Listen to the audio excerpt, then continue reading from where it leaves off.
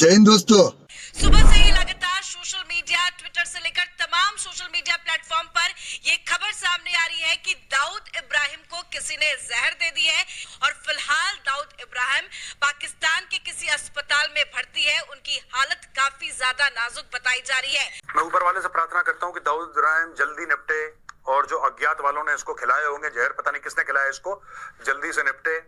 इस धरती से बहुत बड़ा एक बोझ ऊपर जाए। अच्छा तो लगता कि हमारे लोग इसको घुस के मारते, लगता इन्होंने ही मार दिया, किसी को नहीं पता। Nobody knows who killed him और ही इज डेड और नॉट। हो सकता है कि पूरे जहर वाली ये कहानी फ्रॉड हो, ये भी हो सकता है यार।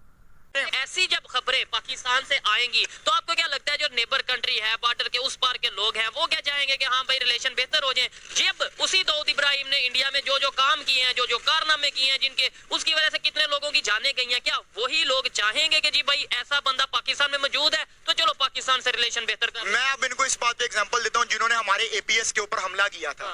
अगर उस हमले के जो प्लानर्स हैं वो मुंबई के अंदर पाए जाते होते, बॉम्बे के अंदर, तो क्या आप इस बात को बर्दाश्त कर लेते? और पूरी दुनिया हम पर ये कहका लगाएगी और हमारा ठट्ठा उड़ाएगी कि हम लोग इनको पनाह देते हैं, जो कि पूरी दुनिया में पहले से हम मशहूर हैं।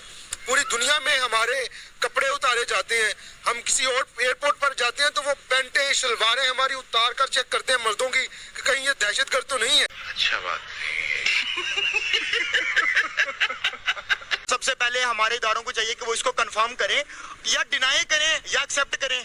कोई एक वाज़ेह पॉलिसी अपनाएं कि आपके पास वो मौजूद है या नहीं मौजूद, पहले नंबर पे। और दूसरे नंबर पे अगर ये बात वाकई सच निकलती है और वो बंदा वाकई पाकिस्तान के अंदर मौजूद है तो मुझे बताएं कि हमारी फॉरेन पॉलिसी के ऊपर और हमारे इंटरनेशनल रिलेशंस के ऊपर क्या इंपैक्ट पड़ेंगे। तो हम इंडिया के साथ ताल्लुकात किस मुंह से बेहतर बनाएंगे?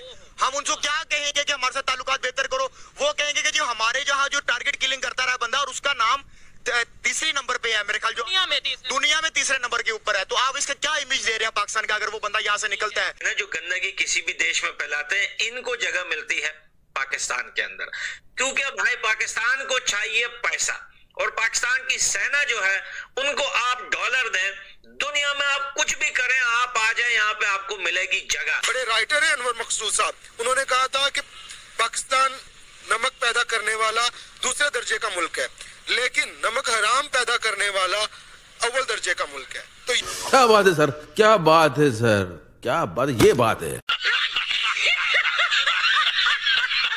ये हमारी हकीकत ये है, ये तला हकीकत है, ये कड़वी बात है, लेकिन सच तो यही है कि यहाँ पर नमक हराम सारे करते हैं। बाकी यूट्यूब वगैरह डाउन किए गए थे कल पाकिस्तान में, उसमें खैर एक रीजन ये भी कहा जा रहा है कि इमरान खान की पार्टी ट्विटर के ऊपर कोई स्पेस वगैरह कर रही थी, मगर चले कर रही थी तो कर रही थी, मगर उसके लिए पूरा सिस्टम डाउन करने की क्या जरूरत थी? और अगर ऐसा किया गया है तो पाकिस्तान की एजेंसीज और पाकिस्तान की जो गवर्नमेंट है इस वक्त, केयर टेकर गवर्नमेंट, उनको ये बात माननी चाहिए, उनको स्टेटमेंट में ये बात कहनी चाहिए कि हाँ जी, हमने इमरान खान की वजह से ये सारा सिस्टम जो था इंटरनेट का वो पाकिस्तान में डाउन किया था।